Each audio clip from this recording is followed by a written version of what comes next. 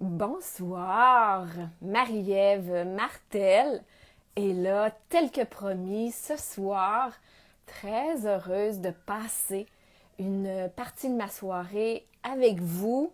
Un beau sujet ce soir, la question qu'on se pose, en quoi il est faux de croire que l'on n'a pas le choix en ce moment en lien avec ce qu'on vit actuellement.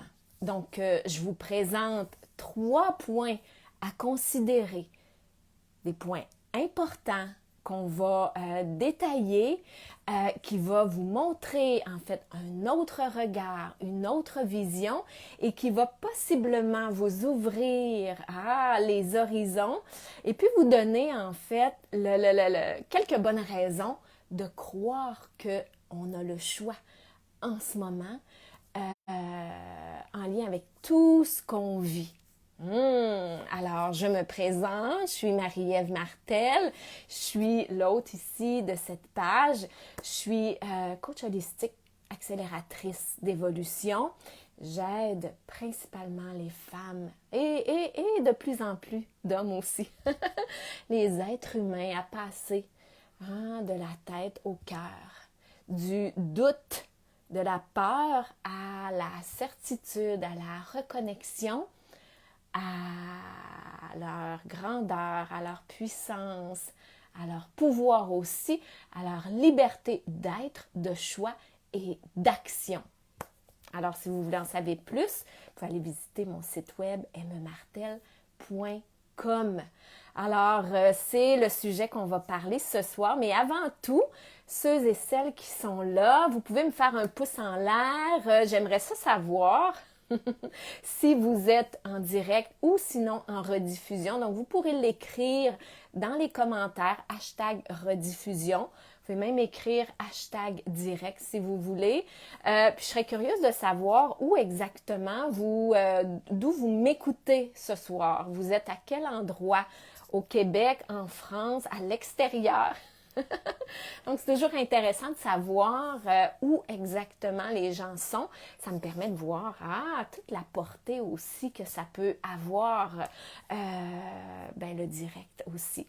Puis, c'est le moment de partager, si vous avez envie, de partager dans vos réseaux le live de ce soir pour qu'on puisse propager le message. Alors, 3 points principaux que je veux vous parler. Donc, le premier qui va vous amener possiblement à voir autrement, à croire qu'on a le choix en ce moment. Je suis partie du principe où je suis partie de l'observation en ce moment que beaucoup de gens actuellement sont dans la résignation. Est-ce que c'est votre cas? Est-ce que vous sentez que vous n'avez pas le choix présentement de subir ce qui arrive?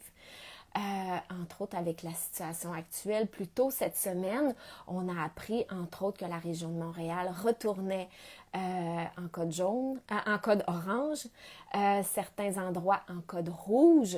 Alors ça veut dire que on a des restrictions à suivre. On a des directives précises qui nous ramènent dans des contraintes vraiment au niveau des contacts, au niveau des interactions sociales, au niveau peut-être même dans certains cas de votre travail. On a appris aussi que des restaurants fermaient.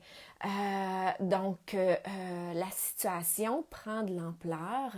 Un vent de panique s'installe, de plus en plus de peur. Et puis moi, je trouvais ça très, très, très important de revenir de recadrer la situation actuelle parce que c'est pas vrai qu'on n'a pas le choix. Moi, j'en suis convaincue, certaine, et j'ai envie de vous exposer ma vision, de vous exposer mon regard, et puis vous prenez ce que vous voulez, bien entendu. Alors, pour ceux et celles qui me connaissent, vous savez que j'allie beaucoup le spirituel. Je suis coach holistique, je travaille beaucoup avec des femmes au niveau thérapeutique. J'utilise une approche qui est spirituelle, la kinésiologie holistique. Je travaille avec l'énergie, avec l'inconscient. Donc, je travaille aussi avec une vision holistique de la vie. Donc, c'est vers là où je veux vous amener ce soir avec mon premier point, OK? Parce que ce qui empêche souvent de croire qu'on a le choix ou qui nous amène en fait dans l'impuissance, dans la colère, dans la résignation, c'est le fait qu'on se limite, hein, qu'on se limite à notre perception de la réalité qui est en fait notre corps physique. Est-ce que ça se peut que vous pensez, que vous pensiez qu'il n'y a pas d'issue en ce moment, qu'on est résigné à vouloir combattre le virus, mais que si une solution extérieure n'est pas possible, mais qu'on n'y arrivera jamais. Est-ce que ça se pourrait qu'on soit dans le champ comme ça? Est-ce que ça se pourrait qu'on oublie de considérer que nous ne sommes pas seulement qu'un corps? Est-ce que ça se pourrait que nous, en tant qu'êtres humains, nous ne soyons pas qu'un corps physique? Moi, j'ai envie de vous amener un peu plus loin dans votre réflexion ce soir, à savoir, est-ce que ça se pourrait qu'on soit plus qu'un corps physique? Est-ce que ça se pourrait qu'on ait aussi une âme, une essence? Est-ce que ça se pourrait qu'on fasse partie d'un écosystème? Ah oui, hein? C'est là où je veux vous amener ce soir. Parce que quand on se résigne à le voir seulement au niveau matériel, au niveau limité, qu'on pense qu'on n'a pas de pouvoir par rapport à ce qui se passe à l'extérieur, bien on est bloqué. On est bloqué. Il n'y a pas d'issue. Puis ça nous vient beaucoup du conditionnement. Du conditionnement qu'on a instauré depuis plusieurs années. Puis je vous dirais que ça part aussi des théories de Newton. Vous connaissez le charmant Isaac Newton avec ses théories de la matière, donc qui ont façonné notre histoire depuis plusieurs années, qui a influencé la science, la médecine, qui nous ont amenés à construire un système de croyances qui fait en sorte que on doit avoir un contrôle ou on doit tenter d'exercer un contrôle sur la matière pour avoir du pouvoir. Mais que finalement, on n'y arrive pas. On n'y arrive pas.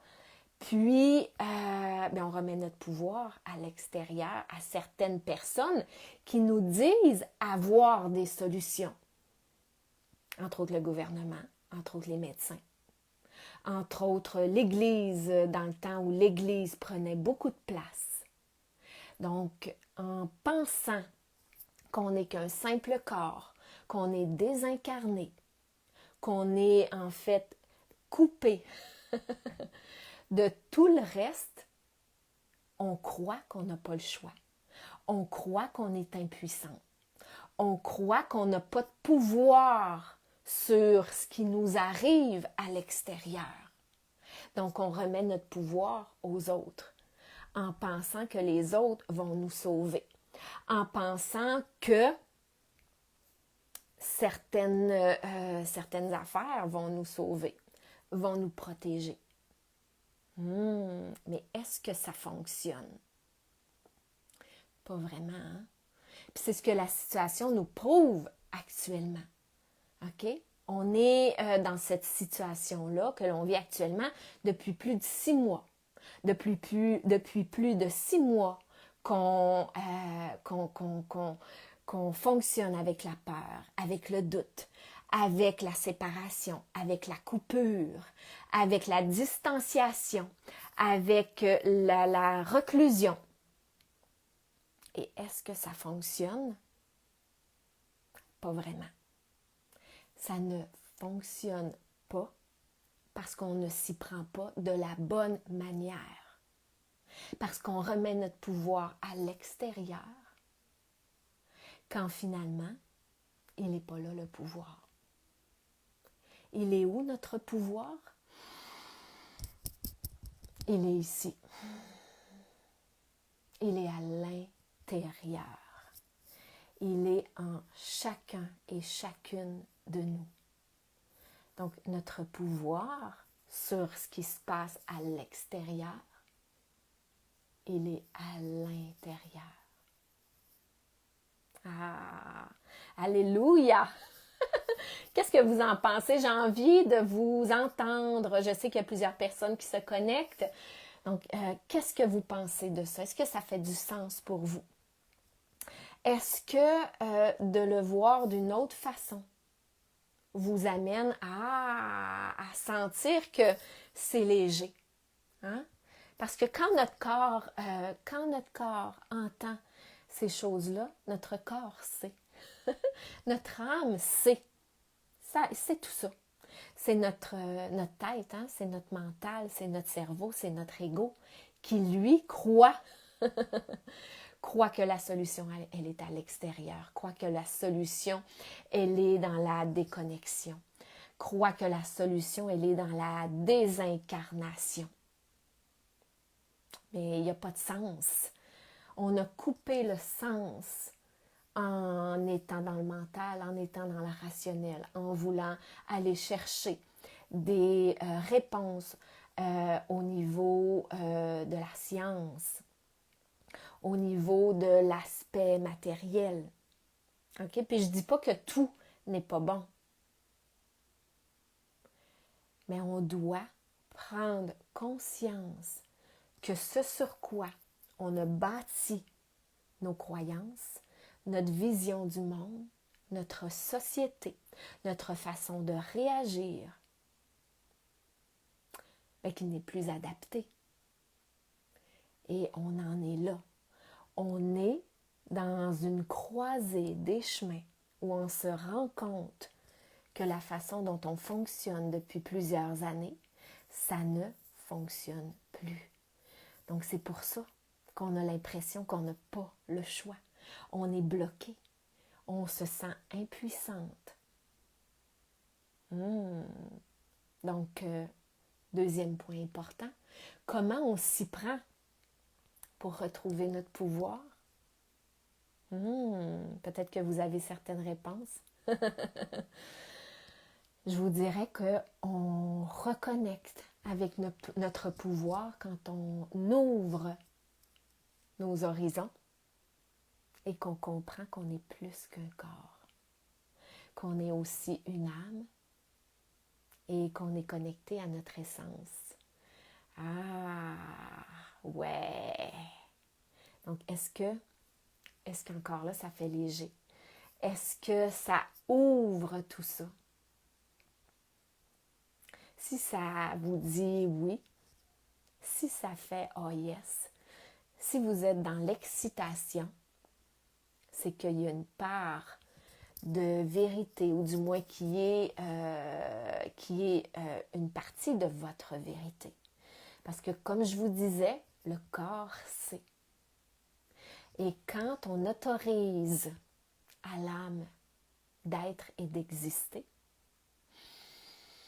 il y a une partie qui s'ouvre en nous.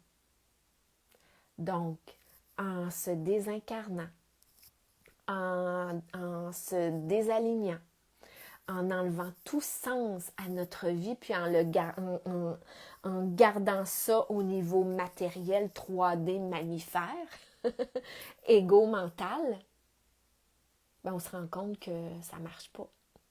Mais quand on ouvre et qu'on comprend que le pouvoir, il est là, que notre âme, c'est le pilote de notre véhicule terrestre, de notre corps.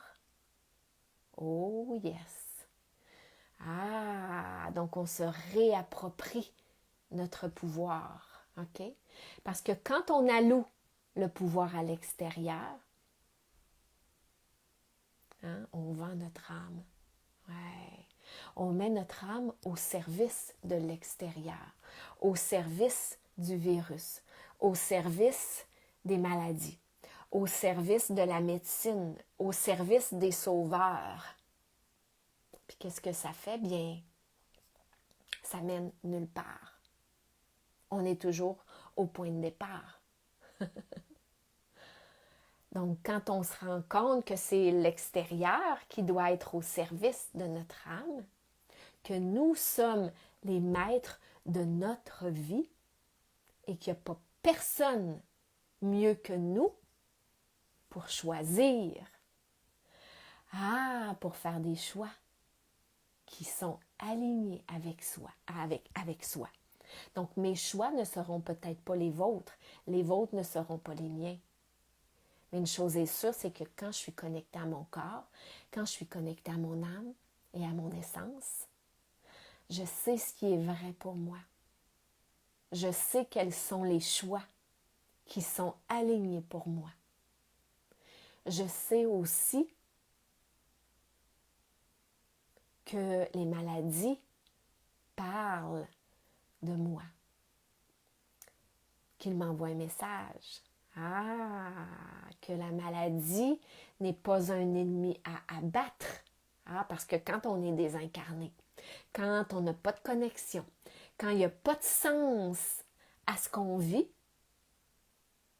on croit que la maladie, que les virus sont des ennemis à abattre et qu'on doit les combattre.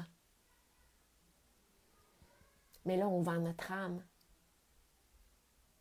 On met notre âme au service des virus, au service de l'extérieur. Et ça ne marche pas.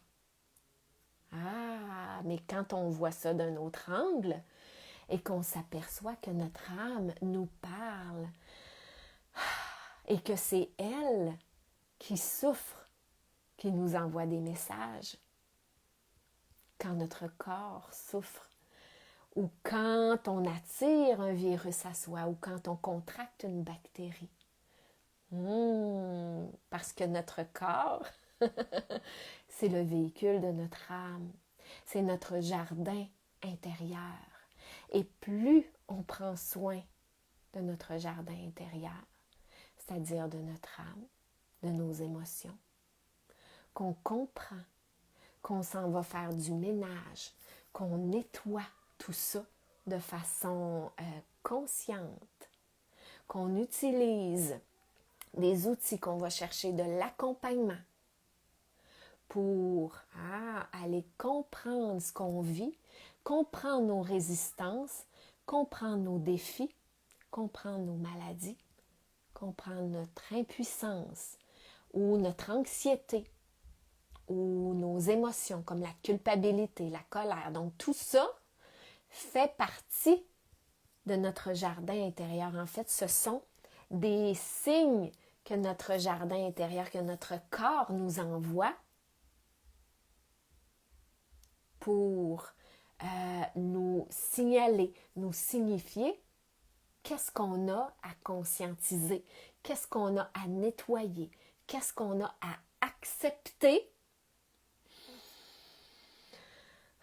pour se libérer, pour aller guérir notre âme blessée et pour reconnecter à notre pouvoir, pour s'assurer que notre âme, en fait, que l'extérieur, que ce qu'on vit, est au service de notre âme, que notre âme, c'est le pilote de notre vie, puis que c'est elle qui est le boss.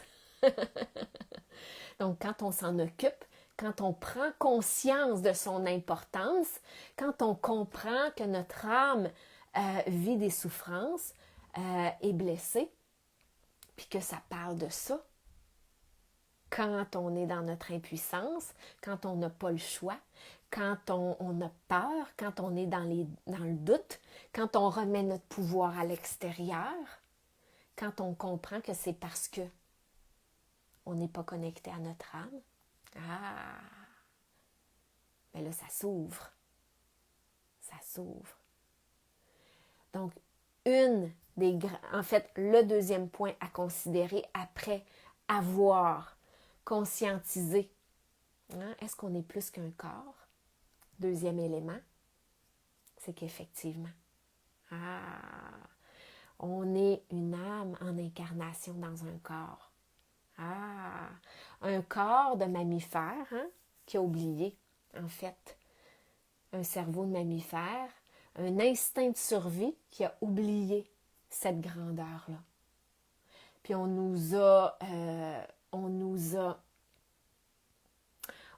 éduqués, ou du moins, on nous a fait croire que c'était vrai. En fait, qu'on était simplement des corps, qu'on était désincarnés. Mais ce temps-là, il est révolu. C'est exactement ce que la situation présentement nous amène à conscientiser. C'est qu'on arrive à un point où est-ce que de rester dans le mental, ça ne marche plus. On doit passer à un autre niveau de conscience. On doit passer à l'ouverture du cœur, à l'ouverture aussi de la vision de la vie, à ouvrir et à le voir comme un tout. Puis c'est là où on va avoir des réponses. C'est là où on va commencer à voir que la situation est en train de changer. Alors l'idée, c'est de comprendre que le pouvoir, il est à l'intérieur de nous. Que pour éloigner les virus, pour éloigner les maladies, pour reprendre du pouvoir sur ce qui se passe en ce moment, on doit conscientiser ça, on doit être conscient de et se positionner dans cet alignement-là. Et ça change complètement. Parce que, par exemple, quand je sors à l'extérieur, je suis les mesures. Je suis les règles. Mais je me positionne intérieurement dans un état d'ouverture, de conscience qui change complètement la donnée. Et si tout le monde, on sait, et qu'on se positionne dans cet état-là d'être, de conscience, même si on n'adhère plus à la vision qui est proposée présentement, on va assister à un changement. Parce que l'idée, c'est de sortir du mental, de penser que c'est en faisant qu'on va changer les choses.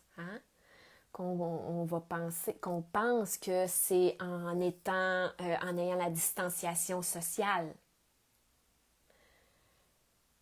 en pensant qu'on met le masque. Donc, dans le faire, on pense que les objets, d'appliquer tout ça, on pense que c'est ça qui va changer la situation. Puis ça, bien, c'est une conséquence de la pensée rationnelle mentale, de la déconnexion, de la désincarnation. Donc, on pense que la solution est dans les choses, est à l'extérieur de nous. Mais quand on se ramène dans la position, où est-ce qu'on a le pouvoir à l'intérieur, on se rend compte que c'est pas dans le faire qu'on va changer les choses, mais c'est dans l'être. En étant une âme, on est en fait des êtres d'énergie à prime abord. Ah, on est des êtres d'énergie. Donc, c'est au niveau vibratoire, au niveau de notre fréquence vibratoire qu'on va avoir un impact important. Donc, il est là le changement de regard. Il est là aussi. Il est là le pouvoir de chacun de nous. Allô Manon, oui, tu as un côté plus spirituel et plus de connexion avec l'âme. J'adore. Ben merci Manon. C'est primordial, je te dirais, de le voir de cette façon-là. Bien que certaines personnes peuvent avoir des doutes, sembler réticents. Je travaille avec l'âme depuis 3 ans déjà. Je rencontre plusieurs clientes où je vais travailler avec elles au niveau de l'âme, au niveau de l'inconscient. On s'en va identifier des résistances, des blessures. On s'en va travailler d'autres incarnations qu'elles ont vécues qui ramènent ici maintenant à vivre des résistances, des blocages, des blessures, qui contribuent aussi à mettre un voile sur ce qu'on peut voir, comprendre, comment on peut percevoir la réalité, comment on peut se restreindre, se limiter, comment on peut oublier qu'on est des êtres d'une grande puissance. Je travaille avec ces femmes-là et c'est extraordinaire. Comment est-ce que de venir, lever le voile, changer de regard, ça peut les amener à reconnecter à leur pouvoir. Moi aussi, j'applique ma propre médecine. Et puis, my God, c'est fou comment la levée du voile est importante. Comment est-ce que j'ai pris conscience de tout ce que je pouvais m'imaginer qui n'était pas réel. Comment est-ce que j'ai pu remettre mon pouvoir à l'extérieur pendant tellement d'années pour finalement me ramener à l'intérieur. Puis quand on commence à connecter avec notre âme, qu'on commence à comprendre quelles sont ses blessures, et puis comment est-ce qu'on va, en fait, quand on commence à parler à notre âme, entrer en contact avec notre âme, comment ça fait un changement radical. Comment ça fait un changement drastique. Comment est-ce que d'aller répondre aux besoins de notre âme fait une différence énorme. Et puis il est là, le shift à faire, il est là, le changement. Donc maintenant, c'est en prenant sa santé en main qui fera qu'on va réussir à s'éloigner de la maladie. Je te dirais même, Manon, que c'est en prenant soin de reconnecter avec notre âme, de reconnecter avec notre dimension spirituelle. Donc, de comprendre qu'on est un corps physique, mais qu'on est plus que ça. Que le vrai pilote là, de mon vaisseau humain, de mon vaisseau terrestre, c'est mon âme. Donc, du moment où on prend conscience de ça, on prend conscience que c'est notre âme qui est blessée, qui souffre, qui nous parle quand on a des maladies. Les maladies ne sont que la répercussion physique de notre âme qui souffre. Et du moment où on s'en va amener ça en conscience et qu'on s'en va donner un sens à ce qui est la racine de la maladie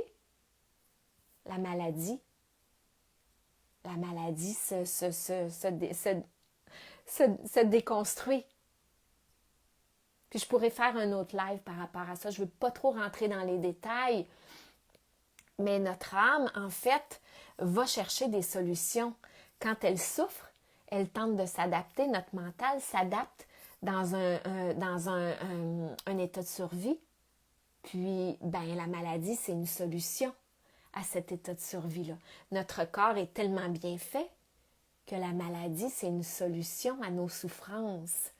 La maladie tente de nous ramener dans un état d'homéostasie, un équilibre, parce que si on n'avait pas la maladie, notre corps, en fait, ça pourrait être disjoncté. On pourrait mourir beaucoup plus facilement. Notre maladie, la maladie est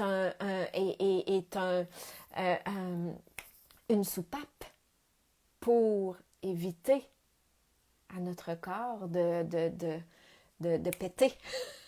Parce qu'on vit tellement des grands stress que c'est notre corps qui absorbe ces stress-là. Puis pour venir rééquilibrer, va manifester la maladie. Donc la maladie, elle est bonne. La maladie est notre amie. Puis les virus, c'est ça, hein? Les virus, en fait, ils ont une fonction, OK, quand on le voit du côté holistique, ils ont une fonction de nettoyage, de détoxification, de réparation. Donc, quand notre âme souffre et que notre jardin intérieur n'est pas nettoyé, qu'est-ce que ça fait, hein, un jardin? Un jardin, là, vraiment un jardin. Là. Avez-vous un jardin, vous, dans votre cour?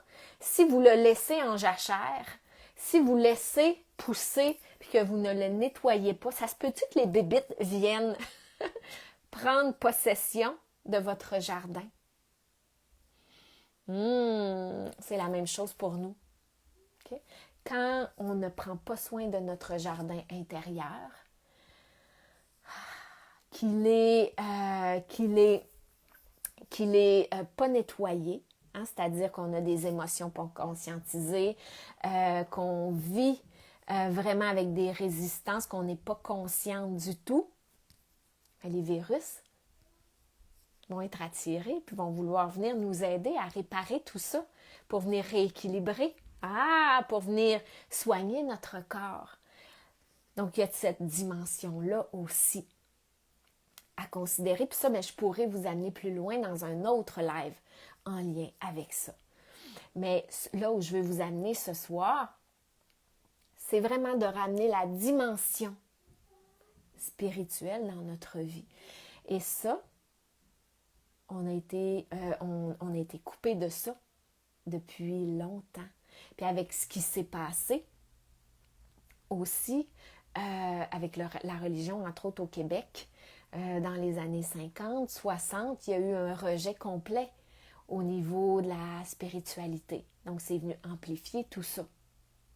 Mais ce qu'il faut comprendre aussi, c'est qu'avec ce qu'on vit, hein, une société de performance, une société où est-ce qu'on veut faire pour être, pour exister, pour avoir, bien ça, ce sont des compensations, ce sont des comportements de compensation en réponse à notre âme blessée. Donc, quand on est dans le mental, quand on est déconnecté, quand on est désincarné, quand on est dans la peur, le doute, c'est notre enfant intérieur, c'est notre âme blessée, c'est notre enfant intérieur qui crie. Puis quand un enfant est blessé puis qui crie, il a besoin de qui?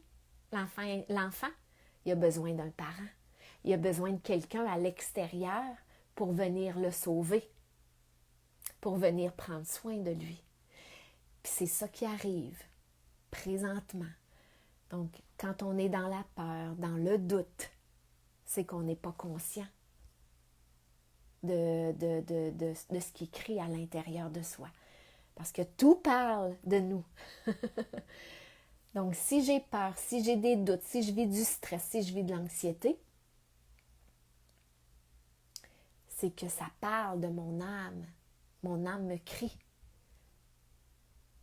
Puis si je ne l'écoute pas, je vais avoir tendance à vouloir aller chercher du réconfort, de la sécurité à l'extérieur, que ce soit dans les médecins, que ce soit au niveau physique avec les masques, que ce soit avec les pilules magiques. Voyez-vous, donc on va chercher à l'extérieur de la compensation parce qu'on n'est pas en mesure d'aller connecter à l'intérieur avec nos ressources. On n'est pas en mesure de connecter à notre pouvoir et de comprendre que tout ce qu'on a besoin, il est déjà là. Tout ce qu'on a besoin pour entretenir notre jardin, pour éloigner les virus, pour guérir les maladies, pour créer la vie à laquelle on aspire, tout est déjà là à l'intérieur de nous. Donc, quand on n'est pas conscient de ça, on est à l'extérieur. On est dans, OK, moi je suis dans ma survie, j'ai besoin d'aller chercher à l'extérieur parce que sinon, je vais mourir, je vais mourir. Ça, c'est notre cerveau qui tente de nous protéger. Mais tout ça n'est qu'une illusion. N'est qu'une illusion parce que c'est pas la réalité. Hein? On a oublié que notre pouvoir était à l'intérieur. On a oublié qu'on était une âme en incarnation. On a oublié qu'on était des êtres multidimensionnels, énergétiques, spirituels d'une grande puissance. Et ce qu'on vit actuellement, on est en train de le conscientiser. C'est ça le cadeau de l'expérience actuelle. C'est qu'on est en train de conscientiser qu'on est rendu à une croisée des chemins, que tout ce qu'on a construit jusqu'à maintenant, c'était pas de la bonne façon, que c'est pas comme ça que ça fonctionne. Et de ramener, en fait, notre pouvoir à l'intérieur. Ouais, et que de là, que tout est possible, que notre pouvoir, il est là. Et que le sauveur, pour chacun de nous, c'est nous. Nous sommes notre propre sauveur. Nous sommes notre propre sauveur. Il n'y a pas personne à l'extérieur qui peut nous sauver mieux que nous. Mais pour ça, on doit aller à la rencontre de notre âme blessée. On doit devenir un bon parent nature pour notre âme blessée, notre enfant blessé. On doit aller faire un chemin de conscience, un chemin de sens à l'intérieur de soi. Oui, un chemin d'évolution, un chemin de guérison. Donc ça, c'est intéressant. Ouais. C'est à partir de là que tout s'ouvre. Alors, qu'est-ce qui pourrait faire en sorte que vous puissiez choisir la conscience? Ou qu'est-ce qui vous empêche de choisir la conscience présentement? Quelles sont les croyances que vous ne voulez pas laisser aller par peur? Peur de laisser aller. Et tout ce qui fait, et tout ce qui remonte, on laisse aller. On laisse aller. Ouais. Donc le choix, vous avez en tout temps le choix de choisir. Et le non-choix est un choix. Donc la liberté d'être, la liberté de choix, elle vient de naissance. Notre place dans le monde, on l'a de naissance. Notre libre arbitre, c'est un droit de naissance. Il n'y a pas personne qui peut nous l'enlever, à part ceux qui veulent bien nous le faire croire, mais on fait le choix de l'accepter, d'accepter ce mensonge-là. La vérité, c'est que j'ai toujours le choix. Et ça, c'est primordial. Primordial à conscientiser. Et pour ça, ce qui est important, c'est de conscientiser qu'on est ces êtres multidimensionnels-là. Alors, ce que je veux vous proposer ce soir, je vais vous proposer 2 exercices avant de terminer. OK? Parce que mon but Oui, c'est de vous donner des informations, de pouvoir vous donner d'autres perspectives. Mais je veux aussi vous faire expérimenter. Et ce soir, premier exercice, premier outil, je vais vous faire expérimenter l'aspect énergétique. Alors, je veux que vous sentiez, que vous ameniez votre conscience, votre attention sur votre souffle, que vous calmiez le mental et que vous sentiez l'énergie au bout de vos doigts, comme un aimant. Même aussi, comme une boule. Donc, on est des êtres d'énergie. Et d'en prendre conscience, c'est primordial. Donc, même si on ne le voit pas, c'est là. Donc, croire pour voir et sentir. Et non ce qu'on nous a toujours laissé croire. En fait, voir pour croire. Et c'est ça que la science nous apprend ou nous met comme limite.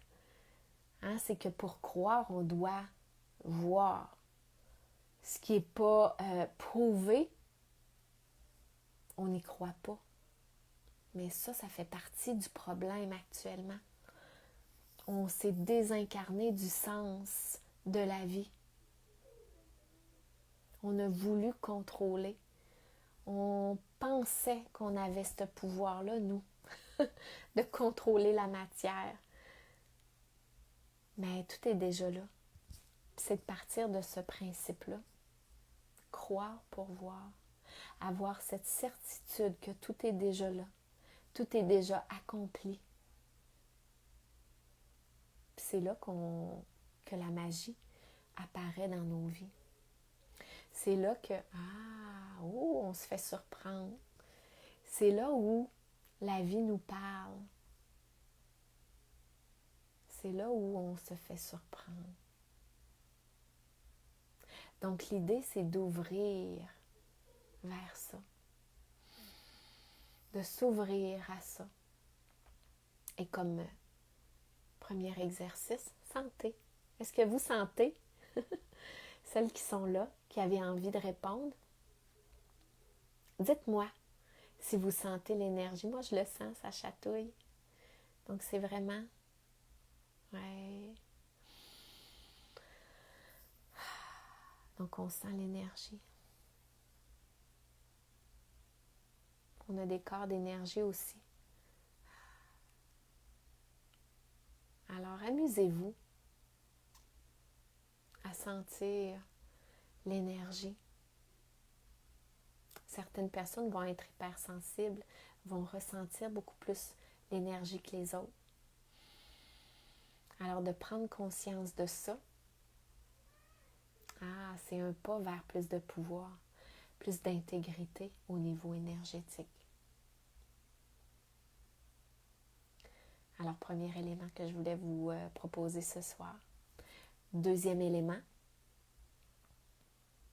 je veux vous amener faire une visualisation pour venir activer, venir connecter à votre âme.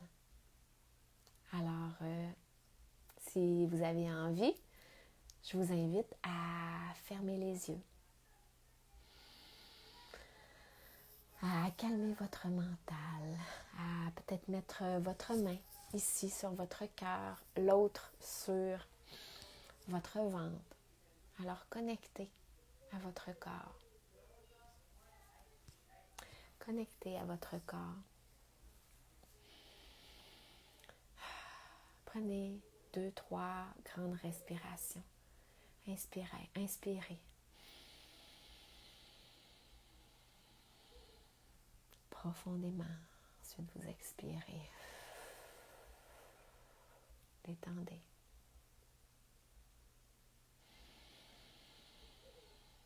Encore.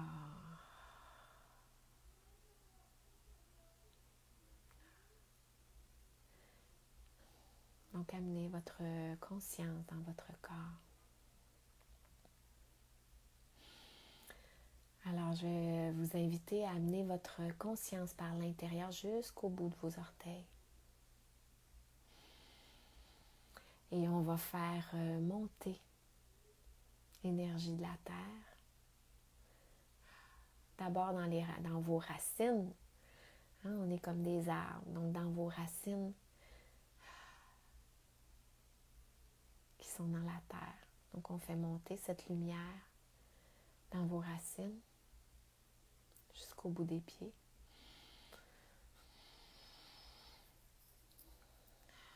Et on fait monter la lumière par les chevilles, les avant-jambes, les genoux,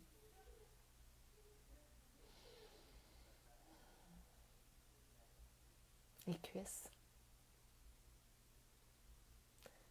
le bassin. Ressentez la chaleur. Faites circuler l'énergie.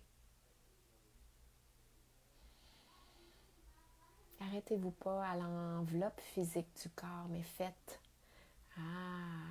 circuler l'énergie même à l'extérieur de votre corps. Ouais. Donc, faites monter la lumière dans votre ventre, plexus solaire, jusqu'au cœur et jusqu'à l'âme. L'âme est dans le plexus solaire, juste un peu à côté du cœur. Donc, elle tient par un fil d'or qu'on appelle. Donc, l'âme, elle est là. Donc, sentez-la.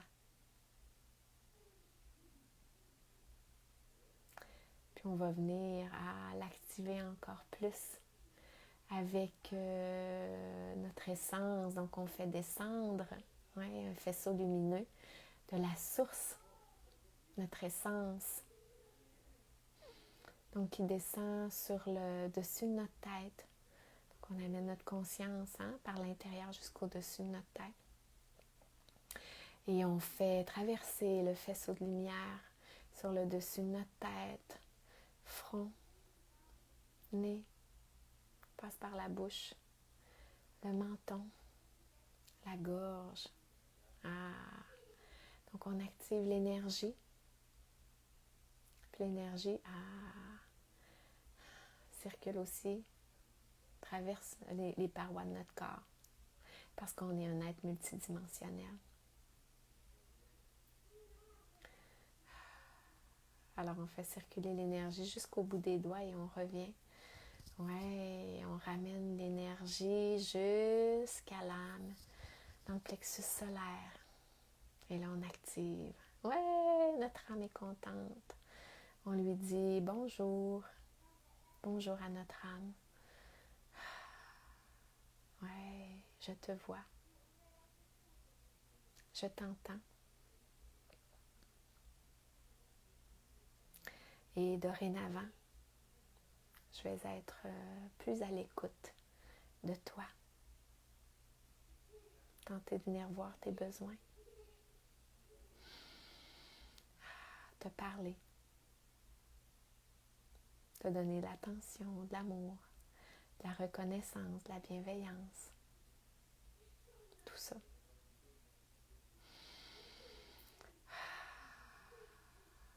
Elle est contente. Mon âme est contente, elle me remercie. Je ne sais pas la vôtre, mais j'imagine que c'est pareil. Alors, on allume la lumière. Ouais. On la fait rayonner, notre âme. La lumière traverse notre corps et s'étend. Donc, on rayonne, on rayonne, on rayonne. Donc, notre essence qui vient de la source et qui vient activer notre âme. Donc, un beau trio, essence, âme et corps, en alignement. Ouh, connecté. Et ça, c'est de la bombe, mes amis, de la bombe.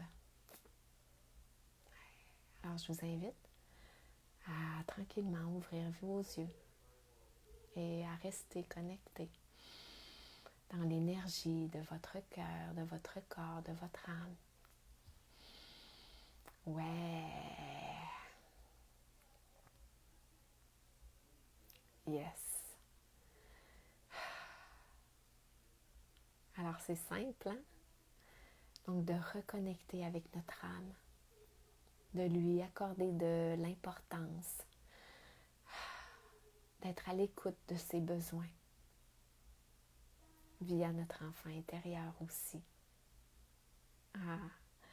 D'aller revisiter nos événements qui ont pu nous blesser quand on était plus jeune, de conscientiser aussi tout le bagage que nos parents nous ont légué à notre naissance, de conscientiser aussi tout le bagage que l'on porte de notre famille élargie, de nos ancêtres, et de conscientiser tout le bagage que notre âme porte aussi de ses autres incarnations. Donc d'aller dévoiler ça, d'aller conscientiser, d'aller donner un sens à notre histoire, d'aller libérer nos émotions enfouies, cristallisées, qui créent des résistances en nous et qui nous bloquent de notre pouvoir, de notre puissance. Donc c'est tout ce qu'on a à faire, s'occuper de nous pour changer le monde. C'est hot, hein? Donc, rien à faire, tout à être dans la connexion. Alors, c'est ce que je vais vous amener de plus en plus comme enseignement, comme truc, comme outil aussi. Puis ensemble, on va reconnecter à notre pouvoir. On va sortir de la peur, du doute, parce qu'il n'y a pas lieu de ça. Le pouvoir, il est en nous, il est en chacun de nous. Et plus on va le conscientiser, plus on va conscientiser qu'on a le pouvoir de nos choix. C'est là où ça va changer à l'extérieur. Ah, yes! Alors, voilà! Donc, si vous avez envie de me laisser un commentaire suite aux exercices, comment vous vous sentez en un mot? Et qu'est-ce que vous retenez? Avec quoi vous repartez ce soir? Qu'est-ce qui a été majeur comme prise de conscience pour vous? Donc, ça me ferait plaisir de vous lire vraiment. Et si vous avez envie, partagez le live pour que le message se passe, qu'on puisse ouvrir nos œillères, qu'on puisse reconnecter à la conscience, à notre âme, à notre pouvoir, à notre grandeur. Alors, bien, je vous souhaite une belle soirée. Yes! Je vous souhaite une super belle soirée. Et puis, ça va me faire plaisir de venir vous répondre dans les commentaires. Alors, n'hésitez pas. Je vous embrasse. Je vous souhaite une bonne fin de soirée et à très bientôt. Bye bye!